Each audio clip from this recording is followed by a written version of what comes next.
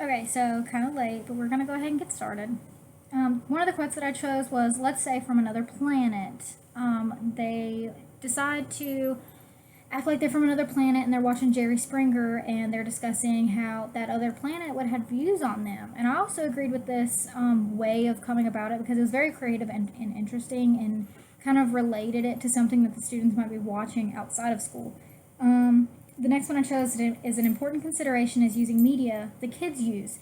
I also thought this was important because we have to bring what they're interested into the classrooms in order to keep them interested in what we're studying in the classroom, especially if it is dealing with media. We can't pull out a computer from 1935 and expect them to be like, "Ooh, I'm so excited, let's get this done." Next, they examined how stereotypes were shown in the different roles in TV shows. And I also agreed with this because, I mean, it hasn't changed much over the years, and different groups are shown in different stereotypical roles in TV shows. Next, if students of minority are offered the same chance, they have better chance to succeed. I also agree with this because in our other classroom, we have discussed tracking and how you have the different levels of tracking, and these different levels provide different opportunities for all the students. And so, if we did offer them all the same opportunities, they would have the same chance to succeed. Two questions that I had dealt with the student that he never caught back up with and discussed about his project. The first one was, did the student ever question why he never presented, or did he just kind of know, or did any other students in the classroom question why he didn't have to present? Another one was, did he get a good grade? Was his work acceptable and very nice? Just the lyrics in his song were wrong and inappropriate for the class.